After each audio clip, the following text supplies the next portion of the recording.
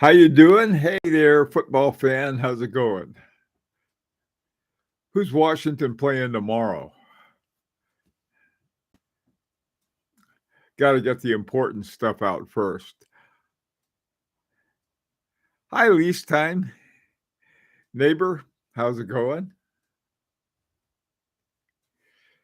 Is the sound okay? Sound working all right?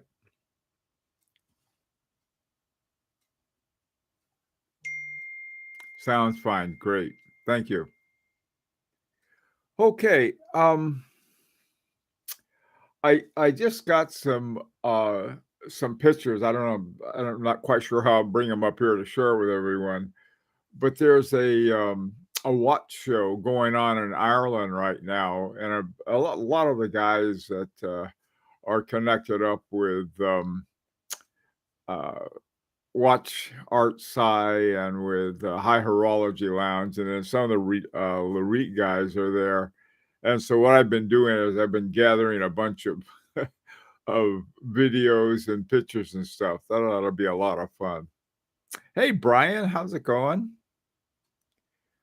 Yeah, we have this storm. There's supposed to be sort of like they were even trying to indicate that pieces of it may be a hurricane, but it's just a big winter storm. And we've been waiting for it all day and it hasn't. Well, we just got a little rain and a few sprinkles, and that's it. But we may get more later. So we're getting ready for it. Hi, Tim. How's it going?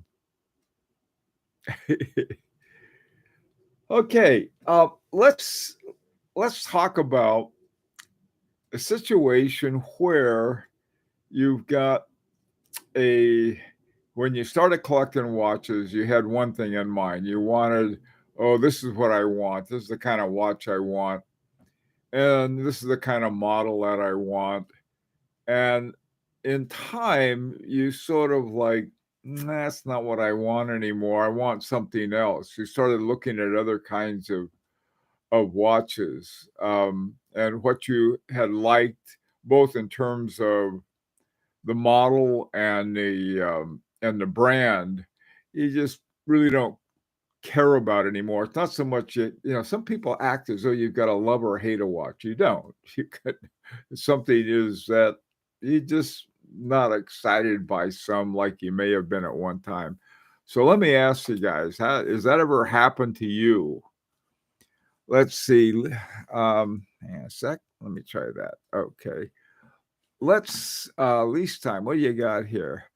Towards your topic of the evening, Rolex Date Just and Submariner date brought new from authorized dealer, but others than the fame of the brand. I'm not overly impressed with these two watches. Yeah, yeah, I sort of got I I never was into Rolex as nothing against them. And there's certain things I've come to like more about Rolex because of their parachrome hairspring of all things. But it wasn't one of the watches I'm for or against. I don't hate it. I don't love it. It just doesn't float my boat, so to speak. I don't get excited about it. What I did originally, I mean, this is sort of a when I got serious about watch collection, I wanted to have the Holy Trinity, so I got a Patek Philippe Calatrava, and I got to tell you, I love that little Calatrava. The problem was that I was told that a watch that delicate shouldn't wear for every day, and it was a beautiful watch. I liked it. It was small though; it was like 31 or 32 millimeters. Wasn't very big at all, but like I said, these are some of the details I hadn't paid attention to. And so I thought, well, I better get a Vacheron Content 10 and an Audemars Piguet, so I'll have a Holy Trinity. Well, I got the Audemars the Vacheron Content 10, and I had that for years. There was an overseas, loved that watch, wore it to work every day. Great watch. And then I think I told you about the Audemars Piguet I got that was my fault. I saw it, I knew I wasn't gonna like it, but I got it anyway because I had it in my head that I should have the 3 Holy Trinity, and I'm not that way anymore. I still there's certain Vacheron Constantins that I like. Patek Philippe, I feel maybe before 2009, there are a couple there that I like, but I'm not, focused on them like I used to be. Um, yeah, patrimony. Yeah, I agree, Tim. I like the Vacheron Constantin. Vacheron Constantin is sort of they were, I think, from about 2013 on, they really started doing some amazing things. And with the movements.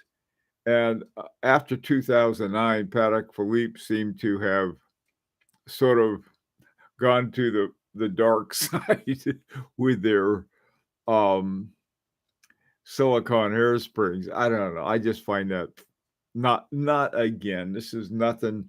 Your watch will work probably better if you want to watch for a I want accuracy. Well, yeah, fine. What accuracy is I think I would rather have an accurate watch that's 2.5 hertz than an accurate one that's 4 hertz. Um, for a lot of reasons, but that's part of the change is that yeah, accuracy is important, but it's only important insofar as you can say this is a well-crafted watch. Not that they put in some high-speed frequency. And if I wanted frequency, I don't know what a quartz watch has a frequency of thousands, where we're talking, I mean, uh, hertz, thousands of hertz. We're talking about 4 hertz. I think that's too fast. So yeah. Um, Hey, Mark, how you doing?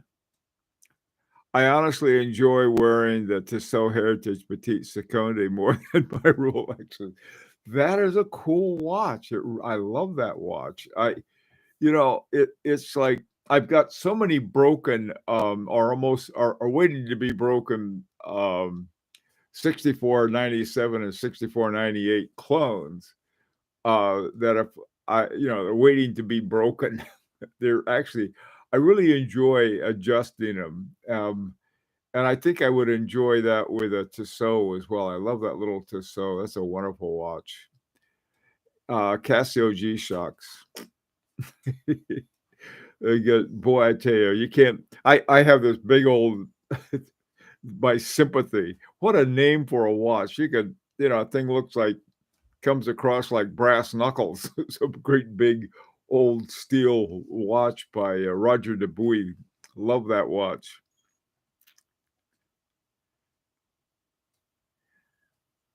Mark, you quit drinking. Okay. How you doing, Wayne? Good to see you. Hi, Thomas. Hey, Thomas, thanks for all those things you sent. Those are great. I was just talking about those. Dominic, good to see you. Maybe IWC Perpetual Calendar, not in-house movement, not in, yeah. Is that on your upside or downside, Dominic?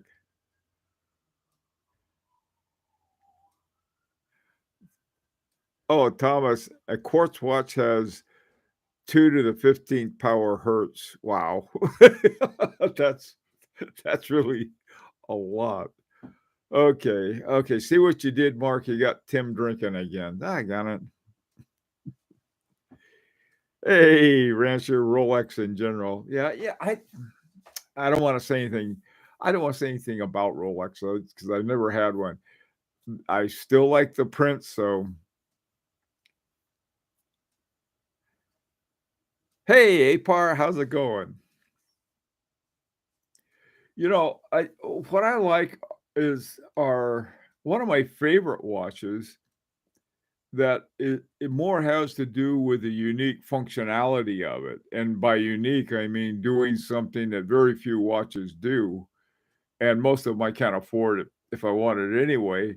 And that's my equation of time, that Longines. And it has a uh, the only watch I have with an enamel dial to it, and it's got a lot of stuff going on an enamel dial. So those things I really do like a lot. It was from changed my mind away from IWC. Yeah. Yeah, the thing that makes me mad about not only IWC, but Breitling and some of these other ones, why don't they just tell us what's in there? Saying I got a what? I don't know, an ETA 28 something or other and 6428-2. Those are good movements. They're very good movements. But they're not, I mean, they're inexpensive and it's becomes a little more awkward for someone like IWC or like Breitling to pay to expect a whole lot more for them. On the other hand, you get a Tissot Petite Seconde, and what do you have? You've got this big, wonderful 6498. You can see it. There's nothing, no, nothing up your sleeve, nothing, it's just like an honest watch. And if it's getting a little fast or a little slow, you can knock the back off and with a toothpick do a little watchmaker work. I think that's wonderful about any watch. When the last one I regulated went from 132, I think, and I got it down to 3, which is within COSC limits, and that's a fun thing to do. Uh, yeah.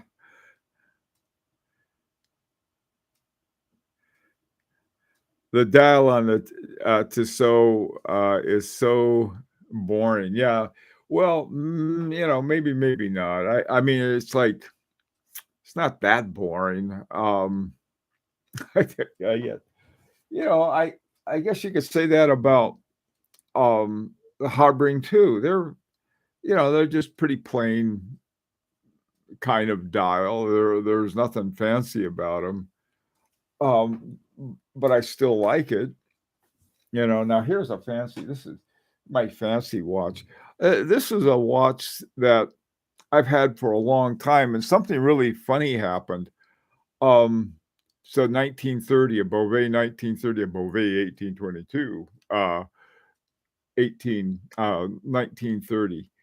This watch, who was it? Richard T. So that there were two styles of this watch. One had very conventional lugs on it. It was called the Demier model. And then one had this bow and crown, and there's this bar lug at the bottom, and this was called the Fleurier version. And I was going to get the Demier version, and Richard said to me, "If you're going to get a watch like that, why don't you get one with this?" Best advice I ever got. I'm glad I took it. I love this watch, and in part, it's because it's so unique. The other thing I like about it is that you talk about a case and a movement that fit like a glove. That's something else that I've come to appreciate. And these watches with, you get some little bitty movement in there because it was available and it doesn't fit and they didn't make the case to fit it and so forth. Yeah. Hey, Chandon. Bovet is so ultra richy. Yeah. Unlike its wearer. Hey, War you Mitch? I'm sorry I just divisive take, but H. Moser at sea, fantastic watches, but I can't help but believe there are better bangs for the buck at that level. I don't know of any. I like H. Moser. I mean, yeah, H. Moser. I like him a lot. When you take a look at, I don't know, the HMC 200 is as a movement is one of those, it's reliable automatic movement. I realize it's used on a lot of different things, but their prices, I don't think, are out of line at all in terms of what you get for it. I happen to like the Heritage a lot on that. I think the Heritage Pioneer is something like 11 or 12, which isn't really bad for a movement. I mean, for a watch of that caliber, I don't think. Dominic, isn't that Bovet convertible to a pocket watch? No, but there are ones that are like that, and my wife has one. They're called an Amadeo, and they're really cool watches. I got my watch a big old gold Amadeo for our an anniversary. I had to sell my overseas. That's what happened to it, so I could afford it. But the Amadeo you have it on as a wristwatch, and then you do a few things to it, and then it can be like a desktop, and then it can be a when you I guess you'd I call I don't know lavalier or whatever. But they're called the Amadeo. Mine. You can't do that with. It looks like, I mean, it looks like somebody took a pocket watch and put a bow and crown and a bar lug on the bottom and put it together. But it's not. It's just I tell you, it's very comfortable too. It's another thing I like about it. The derriere version. Yeah, that's what it is. That's I don't know. I mean, like I don't. I'm always grateful every time I post that watch. Oh, by the way, thanks, Richard, for putting me straight on that one.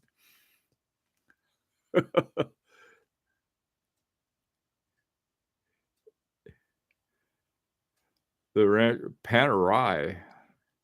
I've always liked the looks of Panerai. I've never trusted their movement, though. Sorry, Panerai.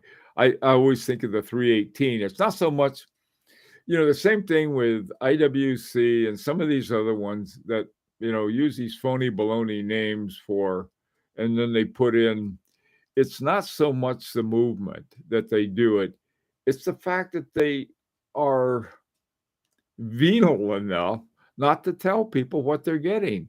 Because they still, I mean, $5,000 is not something that you're going to, some people may have to make some real decisions about their uh, their economy to 5,000 bucks, but they get a $5,000 and it'll be called I don't know something, and all they have to do is say this is an ETA such and such, and it's this grade version of it. It's top grade. Most of them use elaborate grades, which are okay, and they're pretty good movements. I've got one in my what is it called? My Dandy.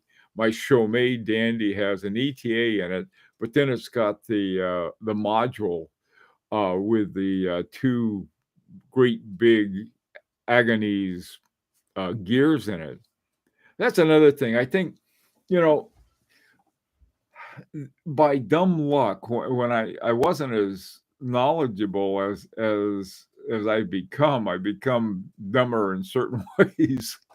But when I got the both of my FP Journes, especially the resonance, it was because I was so interested in how resonance helped overcome the problems of constant force. And I read all about, I even had an experiment. I had a terrible job that I did on it, but it was an experiment with pendulums and how that if you had two pendulums with the same length and a weight at the bottom and then some kind of flexible top to it, uh, and then you put them in there, and then how they would catch up with each other and so forth. And then I look at the movement on the resonance, and I see these two balance wheels. And what I can think of when I see the balance wheels, I think of just one spoke of each one, and how they're moving in sync, and also canceling out external resonance, which is another big issue. There's all kinds of, really, really interesting things. beside just, like, I got a watch that's gonna impress somebody.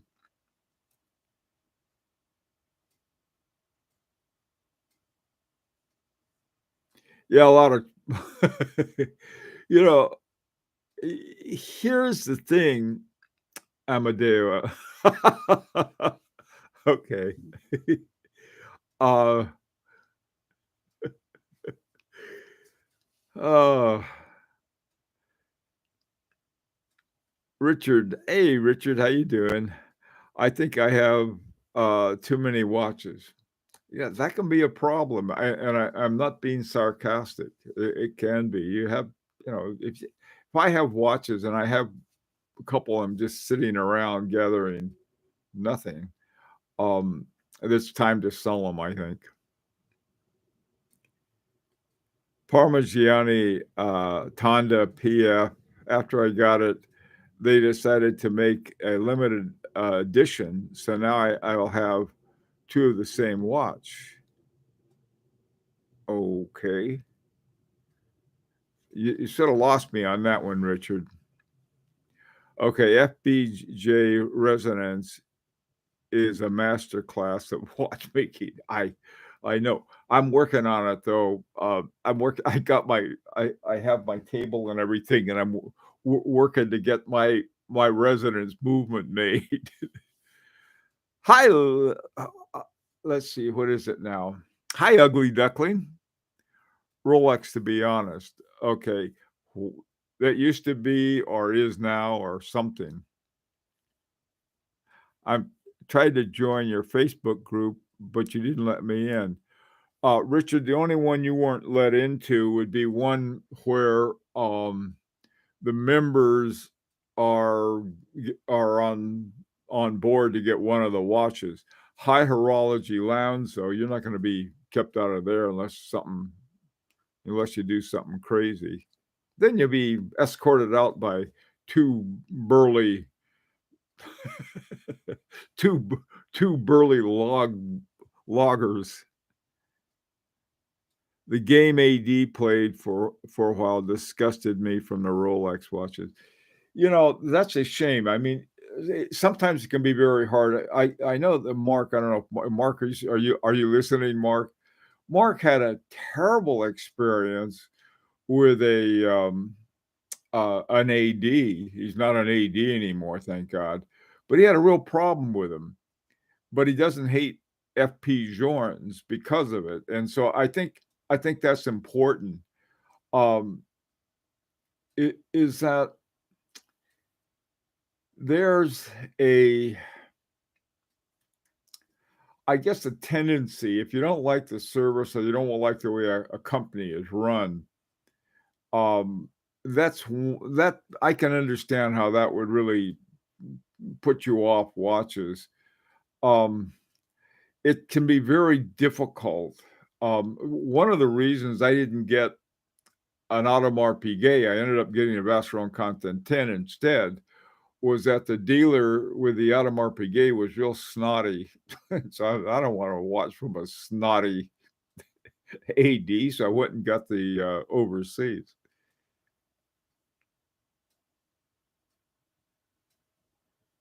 Yeah.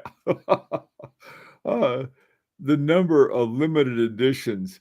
One of the things the our Larique watches are limited editions, not so much for any other reason than it's really hard to handle more than 100 people at one time, you know. And also, too, the way they make the watches are all handmade, and not only the movements, the the assembly of the movements, and then the assembly of the watch with the movements. All of that stuff is done by hand, and any more than 100 at a time gets really. I mean, even doing 100 is gets pretty rough. But when I see limited editions to 2000 and so forth, I say, "Oh, wow, man, they must have a really, cranking them out." Yeah, limited editions, though, calling something a limited edition, oftentimes a limited edition will simply be a new paint job. you know, that's it. And I think Tudor has won so many of the challenge and petite aiguille and the sports watches with the Black Bay that I think, you talk about something with a little difference here, a little difference there, and suddenly they walk off with an award. I do like Tudors though. There's something about them I've always liked. It's hard to sell from an empty shelf. Very difficult. Extremely hard.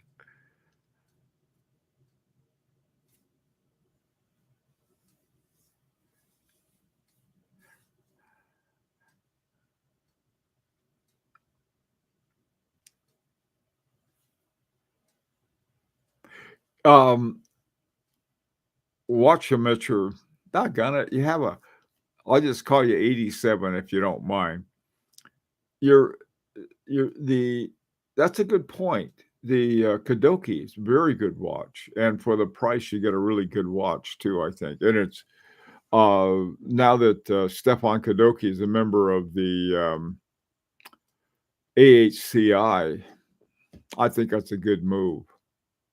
Also, too, they weren't cheap, but boy, the Lang& and Heim when, they're still good watches. There's in fact, they're excellent watches, but their prices are pretty high. Same thing with, Merz Grossmann. Something about those watches I really like. Um, what is it? There's one I like, it's called a Hammer something or other, and it's got this really cool, automatic, and it's a little hammer that goes back and forth that does the winding. That's something those kinds of things are very interesting to me.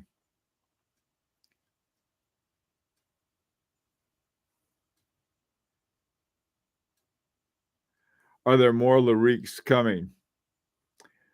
Yeah, we got we're hoping to get Etude number 2 in our midst, early next year, early in 2024. We may even have a few that we're able to get our hands on before then.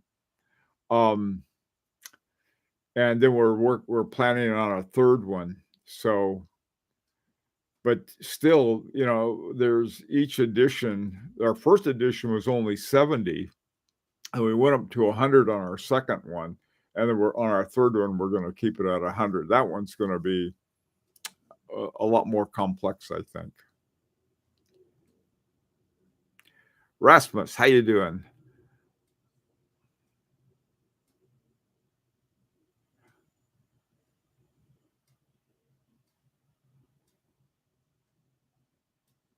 RM.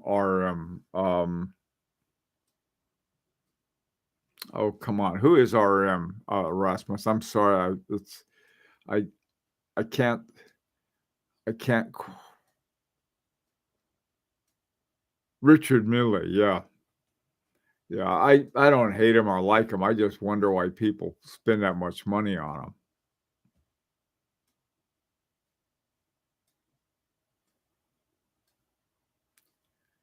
Shadan, I believe that JLC doesn't get the love it deserves. I think you're right. I think that's the thing is that I think they lost a lot of the love that they did deserve when they got rid of the geophysic line. To me, that was sort of almost a horological in there. They're the dual metre, and they have some other ones, really high level ones, and they're pretty pricey though. But they for the priciness of those higher level ones, you really get good horology with it.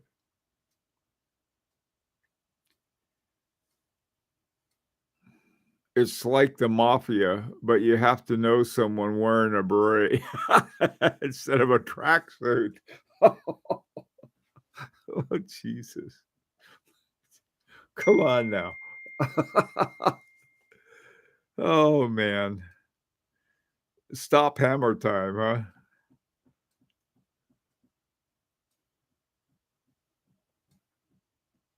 What do I think of Laurent Ferrier using silicon?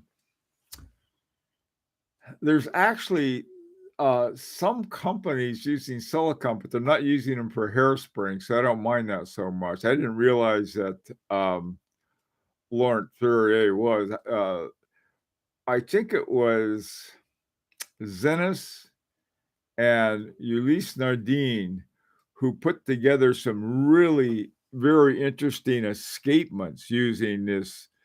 I One of them had like a butterfly uh, device in there made of silicon that was used for escapements. Those are very interesting things that they did, but I didn't know Laurent Ferrier was also. That's news to me.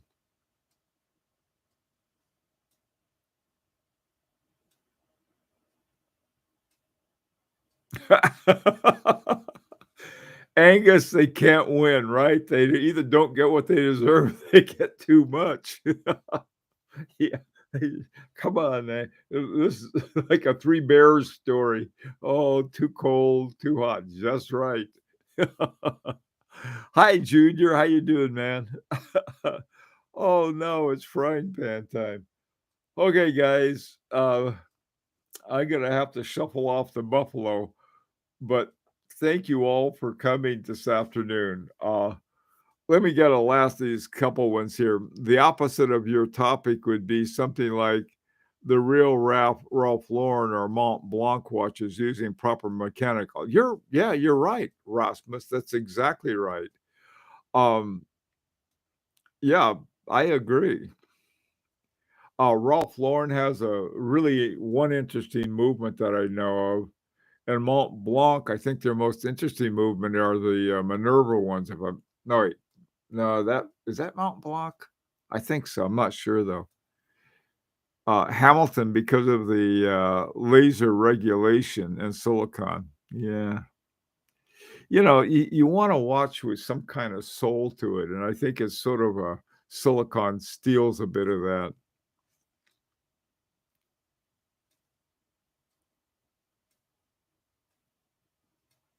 Yeah, Angus, I agree with you about that. That's true. Their prices all of a sudden they jacked up. I always blame it on I think a lot of these movements that I don't consider to be very friendly toward horology and collectors is done by Richemont or Swatch or one of the other overseers that they have. Yeah, Chandon. Yeah, it's the Ulysse Nardine Freak. That's an interesting watch. Football fan, we have Buffalo tomorrow. Wish me luck. You'll need it. I think Buffalo. Well, Buffalo lost to somebody. I think they shouldn't have lost to. Forgot who it was, but yeah, that's it's the problem. Washington football fan. From now on, the other teams are going to really prepare for them. They're not going to say, "Ah, these guys are going to be a pushover." But good luck. I wish you luck. I've got Buffalo's another team I've got a soft spot for. I have no idea why, but I do.